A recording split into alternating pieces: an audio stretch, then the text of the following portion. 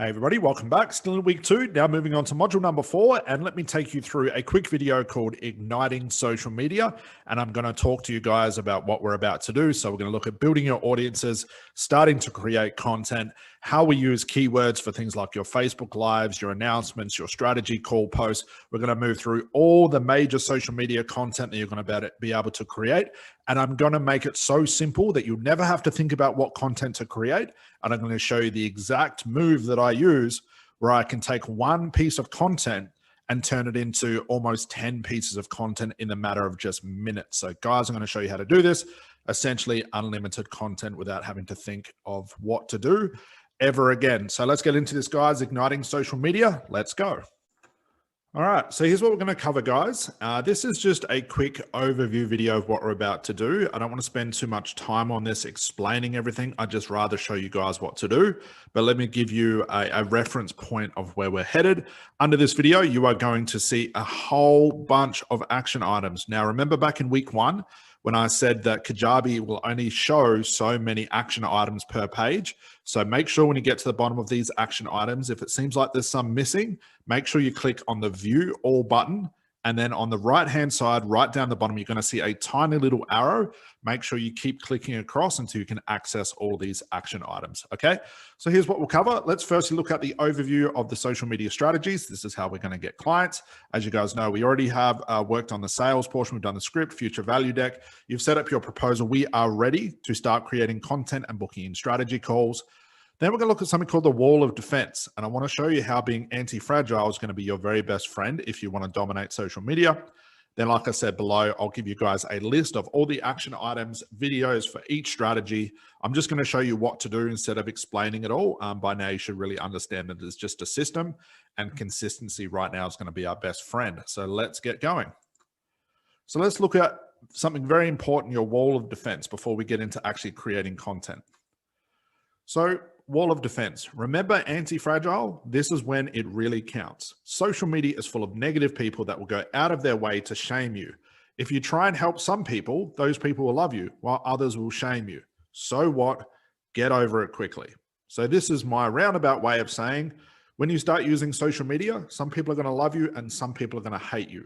Those people that love you may not voice it, but you better believe the people that hate you, by way of your content, maybe it causes some pain or you give them a real reality check, they are going to call you out. They're going to say you're full of shit. They're going to say, you know, you're not right for saying that. So what? We have to do this. You can't expect to be in business and have everybody love you, because if you do, you're being fragile. You're being naive to what social media really does. And guys, I get this every single day. Now, I get it. It's a little bit tough at the start. It'll hit your ego a little bit. It'll get close to your heart because you care about these people. So what? Okay, it's part of business. You're going to experience this for the rest of your career. If you don't figure out a way to get over it or just ignore it, you'll just eventually get used to it anyway.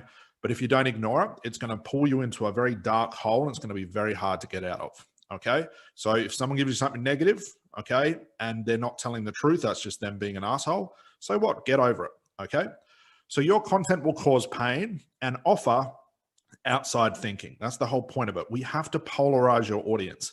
If you cannot deal with negative and positive feedback, you are doomed. So you're going to get both, okay? Light and dark, negative, positive, okay? It's going to be there.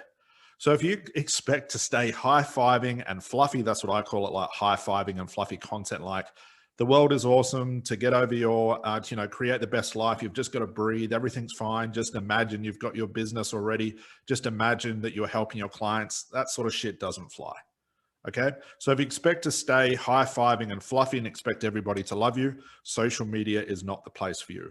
So to counteract this, we are going to build a wall of defense by way of content, testimonials, reviews, showing your expertise, talking about symptoms, creating content consistently. So now this can let your content fight the war for you. Don't join in on arguments. If someone posts something negative below one of your pieces of content, don't join in. Do not start an argument with these people, because now it looks like you're on the back foot and you're trying to justify something. So if someone says something negative, block them and delete their post. Simple and quick. Okay. Now, the reason you want to let your content fight your war for you is like this. Let's say you have, you create a piece of content or you work with a client and they post a negative review. And they put it all over Facebook. Now that's extreme. Hardly anyone's going to do that, but some people go out of their way to do that. And let's say, for example, you've got no content or other positive testimonials to back that up, it's going to instantly shame your business. So you want to make sure with your content, you're using your content to build a wall of expertise and defense. So if someone says something negative about me, I know that I've got 1,000, 2,000, 5,000 pieces of content to counteract just one negative comment. I've got thousands of testimonials to counteract one negative comment. Now, the funny thing is, even as a therapist, I'd have every now and then someone say something bad, but I had hundreds and hundreds and hundreds and hundreds of other positive reviews and testimonials saying otherwise. So let your content build a wall of defense. Selfies, opinions, arguments, like I'm awesome type journey posts and stuff, that's not going to build any defense. Because people, when they see a negative comment and maybe they did want to work with you, will now go researching and find out, okay, is this a negative comment? Is this how it really is? Or is this someone just being a bit of an asshole? If you don't have content and people can't find you on social media, that you've got no social context, you've got no proof of any claims that you have, it's going to be very, very hard to fight that war. Okay. So to counteract this, we build a wall of defense. Don't join in on arguments. If someone says something negative, block them and delete their post. Simple and quick. Just get over as quickly as possible. Please do not go to the group and create like a long-winded post about how it happened, how you feel. I get it. It's frustrating. It's annoying. It's going to be painful. But if you write a post in the group, it means you're putting attention on it. It's just going to get worse and worse. Okay.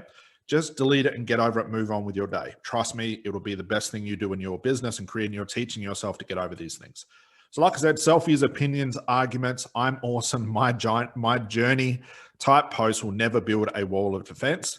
If you get a negative review and you have no defense for this, which is a positive review or some real deep content of the way you think and the way you are, it'll be very, very hard to be an expert. People just won't believe you. Okay. So as an aggregate to doing all this content, we're also building a wall of defense. So could you imagine someone who just posts once a month, or even heard people telling other people just post content when you feel energetically ready for it? Ridiculous. You want to start doing this stuff immediately, start building that wall of defense and the positive things that your clients are going to start saying about you. Okay. So that's what we're going to do as an aggregate. We're going to do this anyway. All right, let's look at keywords. I want to show you why this thing is so important. Remember that list we did all the way back in week 1 to find your niche? This keyword and the consistent hunting of keywords, which are symptoms, is going to be the things that are going to make you money. If you want to make more money, find and use more keywords. Every piece of content that I create is based on keywords. Turn your brain off. If you're ever looking at your laptop thinking, I wonder what I'm going to create today. I wonder what my Facebook Live should be about. I wonder what my webinar should be like. I wonder what my, online program should be about. Wherever you guys are, whatever you're doing, you never want to be thinking. Anytime you say the words, I wonder, you've already lost. Use your keywords. Those keywords are better than money. Those keywords turn into money later. So number 1, your symptom hunting exercise, collecting keywords, will become the basis of every post, video title, outreach message, and even what you say on the strategy calls. Be forever hunting new keywords. If it is not a keyword, don't use it and don't say it. Again, it's like therapists and coaches making up content on the fly. Like, again, I'll use that example of like a therapist who wants to build their business, but they're creating content about how to use language patterns. How on earth would the general public understand that? Why on earth would the general public care about language patterns? They just want to quit smoking. See my point? So as we move into week 4, so week 3 is YouTube, the whole YouTube strategy and passive income. Week 4 will be about virtual assistants. In week 4, I'll train your VA to hunt for you and continually update this list. And they'll do a lot of this work for you. Okay. But I still want you to master it so you can further train them if need be. Basically, it's this simple, guys. Want to make more money, use more keywords and symptoms. Okay. So here's just a real example. This is a YouTube video that I created. I'm going to show you exactly how to do this in week 3. Now, where did I come up for the title for this? Well, there's 2 ways you'll learn on YouTube. We can go looking for actual YouTube titles that have sort of gone viral, or I can use keywords to create videos. So what I did, as you guys will learn very soon, I went into the Facebook group, and remember how I typed in the search bar, looking for people that ask a question around a symptom? I just typed in how into the keyword search inside a coaching group, and someone had an announcement that popped up within about 3 seconds that says, how do I find people that need my coaching? So I looked at that, and I'm going to show you how to do this. I looked at that and thought, how can I turn that into a question? And that's what I did. So I turned it into a question. How do you find people who need your coaching? find coaching clients. Now that's just optimizing for YouTube and the proper keywords. Again, I'll show you this, but I want to show you where I got this title from. Okay. I made a video about it. I just put together a quick, I think 15-minute video just explaining how to use social media properly. Didn't go too far in depth, but enough to show my knowledge on social media. And this is what happened. So far as passive income on YouTube, as you guys will learn with YouTube running ads on your videos once your channel is monetized, it's making me about $45 per day. Now, if this continues, it means that every day I'm going to make $45 just from one video. And I have about 500 videos. See my point? But again, I didn't come up with this title. I went looking in the group. This video already, within the first couple of days, has already booked me 4 calls. How do I know this video booked me 4 calls? People told me on the strategy call. I watched that video. It made total sense. In the first 2 days, it took me about 30 minutes total to create. Okay. Now, this is a YouTube video. I'm going to show you how to repurpose this. So this will go on my Instagram. It'll go on my LinkedIn. It'll go on my Facebook. It'll go to my email list. It'll go everywhere. And it's already making me money. I don't have to do anything. 30 minutes. I know some people that will sit for longer than 30 minutes wondering what to say on their Facebook Live. I've done the whole exercise and I now can repurpose it. So I just want to show you that I'm using the exact strategies you guys are using. I never think. I just go looking for keywords and symptoms. And my VA just fills up my list. I look at the list every day and go, that's a good one. I'll use that. 2-second decision, done, gun to your head, get it done quickly. And again, I'll show you how to do all this. All right, so now let's look at igniting social media without ever spending money on ads, funnels, anything like that. Giving away free challenges. We do none of that stuff. This is all going to be organic.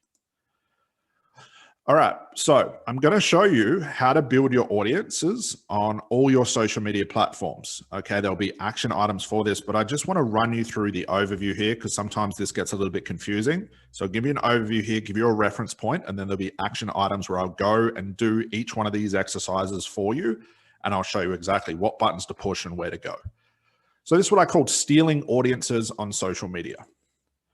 All right, so what we're basically doing is as we create content, it's very simple. We create the content, but we need the right people to see that content. Otherwise, it's a waste of time. People wonder why when they use Facebook or Instagram that no one sees their content. It's because their friends list or their audience or their leads, whatever you want to call it, is full of people that don't need their services. On Facebook, as you find out, we have 5,000 people on our personal page, not a business page, not a brand page. Again, if you go ahead and use a business or a brand page, don't message me when it's not working because I'm not going to answer you. It has to be on a personal page. Sorry, it's blunt, but that's just how it is.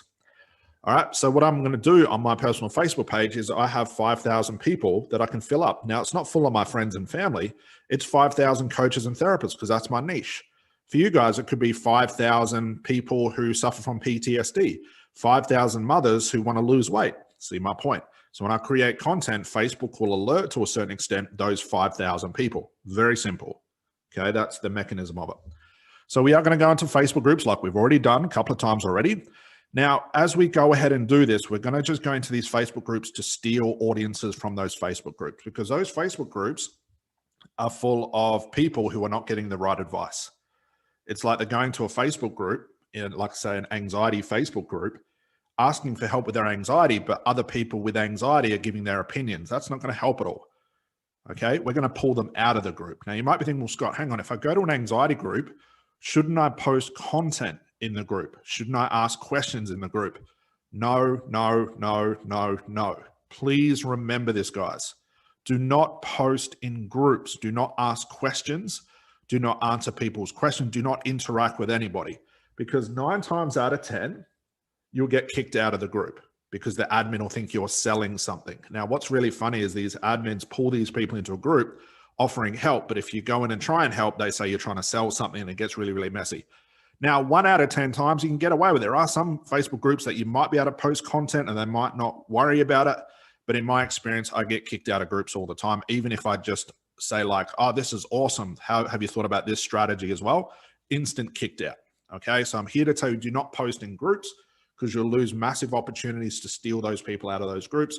We are essentially going to go into those groups, pull them onto our friends list so they can see our content. Okay, so do not post in groups. So what we're going to do, we're going to, all the Facebook groups, look for symptom and keywords as you know how to do. We're going to find posts, announcements. We're also going to look at challenges. So if you notice in those Facebook groups, someone will post like a challenge, like 3-day challenge to overcome your anxiety. Well, anyone that says yes to that, I'm going to pull them onto my group as well. I'm going to pull them onto my page as well, because they've taken an interest in the free challenge. And we know free challenges are a waste of time for them anyway. We know they need real therapy. We're going to look for questions, etc. Anyone that comments. Okay. So you're going to add people who comment, like, interact with posts, questions, videos, or challenges, pull them onto our group. So what this is doing for us is telling us who needs our help as a byproduct.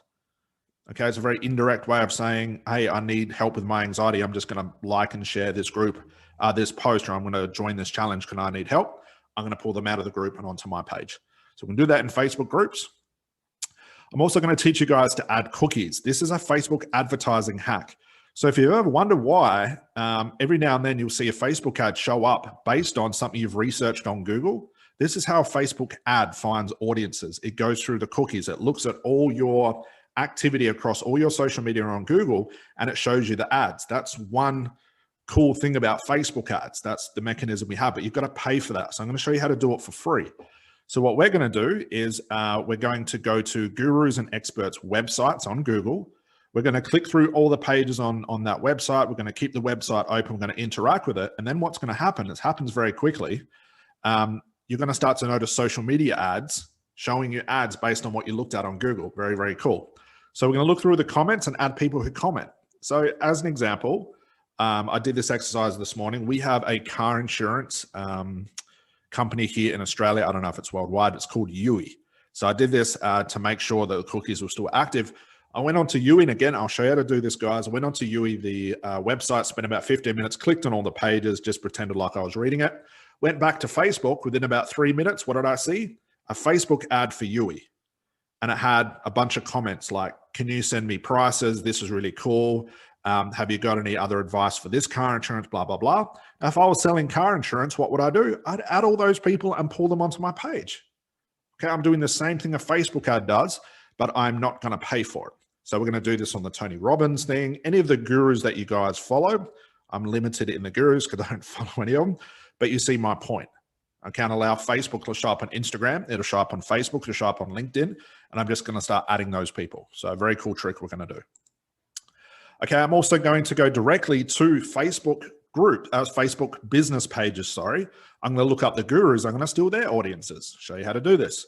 So I'm going to go to Gurus and Expert Facebook business page. Now they will use a business page because they're running Facebook ads. I'm going to search the symptom and the keyword. I'm going to allow their content. You look at Anthony Robbins. If you type in anxiety, I'll show you how to do this. Type in anxiety into the search bar on his Facebook business page. It'll come up with content that he's created and hundreds of comments under all those pieces of content. And again, I'm going to look through the comments, add people who comment and interact because they're now interacting with how to overcome anxiety video, whatever it is. So again, hacking Facebook a bit. All right, so let's look at what we do on Instagram. So that's Facebook. Let's look at Instagram. We can steal audiences on Instagrams. So we're going to go to Instagram Gurus. We're going to look at Gurus Expert Instagram pages. We're going to search the symptom or the keyword or from their posts. So I'm going to go through all their posts, look for an announcement that says to overcome anxiety, just do these 3 things. I'll look through all the comments and add people who comment. Because why would someone comment on an anxiety post if they didn't have it? See my thinking here, guys? Very, very simple. Okay, LinkedIn. Okay, LinkedIn's a touch bit different, as you guys will see. LinkedIn is more about your professional niche. You can't really find general public. We could, but it's more of a guess. But LinkedIn is about CEOs, business owners, because they have that in their title. So what we can do, go over to the search bar. We're going to look for a professional niche. Let's say I'm working with lawyers. I'm going to go to the search bar, type in the profession of lawyers, and I'm going to send a connection request to every single lawyer that I find in hopes that the majority might smoke, okay? Now, the difference with LinkedIn, it's sort of like a lucky dip. If I have 100 lawyers, only 40 of them might smoke, 60 won't, but it's 40 I'd never found before if I didn't follow this process. So it's a bit of a lucky dip because even though I work with lawyers, okay, doesn't mean every lawyer smoked. It might only be 50-50. 80-20. I don't know what the percentages would be, and it didn't matter. I just went to the places where my clients are. So that's LinkedIn. All right, so Instagram hashtags stealing audiences. Okay, so we're going to go to the search bar on Instagram as well. I'm going to type in the keyword, the hashtag, which is going to be the symptom or the keyword. I'm going to look through the comments and people who commented. Okay, so I'm going to do this every day. And again, I'll train your VA to do all this for you. Sounds like a lot of work, but it will literally take you minutes a day. Very simple. All right, so let's look at the real social media matrix, knowing that we're, as an aggregate, going to build this wall of defense. Let me show you the action items I'm going to take you guys through. All right, so let me break down the content system, and this, guys, is going to become your inputs. If you remember the map that we looked at in week 1, we had our inputs, which is the very first start of the action items we're going to be doing each day, and these will become essentially what I call CGAs. These are client getting activities. So if you also recall the 80-20 rule, this is where you're going to spend 80% of your time, guys. When it comes to it, 80% of your time needs to be marketing the business because that's where the growth happens. Okay, and we talked about that in week 1. So let me break this down. Also realize, guys, you're going to end up doing pretty much the same thing each day.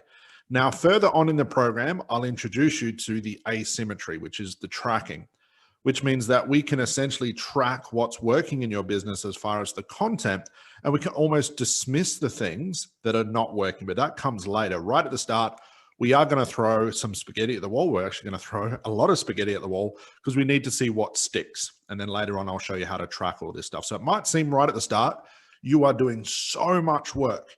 But remember all the way back in week 1 as well, hopefully you see how I'm tying these things together. We talked about the momentum, the compounding effect and momentum over time. This is really what it comes down to. With so much noise on the internet, guys, the only way to break free of this, aside from the creative content that we have and how we find content ideas, which nobody else is doing, consistency, remember the tap, is going to be our key. Consistency is going to be like our secret weapon. And again, it's one big reason why people fail. They just don't become consistent. Okay. So let me break this down. Let's start over here on the left-hand side here. So the very first set of action items I'm going to take you guys through, these will all become action items. I'm going to show you how to create all of this content here, is let's go back into the Facebook groups and let me show you exactly, aside from the niche research and finding symptoms, let me show you how I create content based off those ideas, those symptoms and those keywords. And like I said, constantly updating your keywords and the symptoms on your list, that's what's going to make you money. And again, in week 4, your VA will do that for you. But I want to show you how I can go into a group, find one question or one statement and turn that into basically like my next 10 pieces of content. Very, very simple. This is what I mean about having unlimited content. All right. So we'll do that first. We'll go into the groups, symptoms and keywords. This becomes content ideas and inspiration. So if you're ever wondering what type of Facebook Live should I do, what type of YouTube video, what should I say, you're doing it wrong. Take one step back and go to the groups first, or alternatively, look at your list. Look at your symptom keyword list, and that'll become the inspiration for your content. So let's look at the content itself. So I'm going to introduce you to something called a strategy call post, how to do a proper announcement, and also what is called a community question. Next, we'll look at things like live videos. So doing Facebook Lives, Instagram Lives. And again, this will all become with a schedule, guys. I'll give you an entire schedule of what I do each and every day. And it's going to seem like a lot, but that's the way it is. That's the way we have to start things. I'll also introduce you guys, how do we actually promote our testimonials? Where do we actually put them? How can we get the most out of those? And also your success videos. So if you've been on my YouTube channel and you've watched any of the testimonial videos where I actually sit down with a student and ask them questions, I'll show you how to do that. But I'll also show you, like we just mentioned before, how to build your audience. I'll talk you through those strategies, okay, of how do we do it on Facebook, Instagram, and we also add the cookies. Again, I've just given you the overview. I'll give you a step-by-step process in the upcoming videos to show you how to add an audience. So what you're essentially going to be doing each day, guys, you're going to be adding audiences, creating content, more audience, more content, more audience, more content. You're just going to be cycling through these two activities because the more content you create, we want to have more different audiences seeing those things, okay? So the cool thing about this as well is, we're using Facebook, Instagram, LinkedIn, and YouTube. Now, if you see some of these logos are doubled up, so what does this mean? Well, Facebook, we know we can post something on our Facebook wall. We do that on our personal page. But Facebook also has the ability to share it in a story, which you guys have probably seen. So on Facebook, I can share it in 2 different places. Instagram is the same thing. I've got my normal Instagram page, but I also have the Instagram story. LinkedIn just has one, but also a lot of people don't understand is YouTube also has a community tab as well. So it's like you can create a post inside your YouTube channel where the people that are subscribed to your YouTube channel will see it as a post on YouTube, which is quite cool. Now, there are some regulations with that as well. There's a certain amount of subscribers you need to have on your YouTube channel. So if you're just starting out, you may not have this option, but in week 3, I'll show you how to grow your YouTube channel quite quickly, and then that'll become an option as well. So the reason I bring this up is like this, is let's say I'm creating a strategy call post, which I'll show you guys how to do. I share it on Facebook in 2 places, Instagram on 2 places, LinkedIn in 1 place, and also YouTube in 2 places. So every time I create a piece of content, regardless whether it's a video, it's a community post, it's an announcement, it's a strategy call post, it's a testimonial screenshot, which you guys have seen, I post it everywhere. So that's how I can take one piece of content and share it globally. I don't just create a piece of content and just share it on Facebook. Then I create another piece of content and just share that on Instagram. No, I share the same freaking thing everywhere. That's how I can get the most amount of mileage out of my content. I'll show you guys how to do the same thing. It's all about diversifying and repurposing one piece of content and sharing it in multiple places. In the contrast, what most people do is they create one piece of content, share it one place, then another piece of content, share it another place, another piece of content, share it another place. No, we're going to create one piece of content, share it in 1, 2, 3, 4, 5, 6, 7 places all at once. So let's say, for example, I have the goal to create 5 new pieces of content every single day. Okay, I'm going to share that here, here, here, here, here, and here. So from 5 pieces of content, you can see how much mileage I'm getting.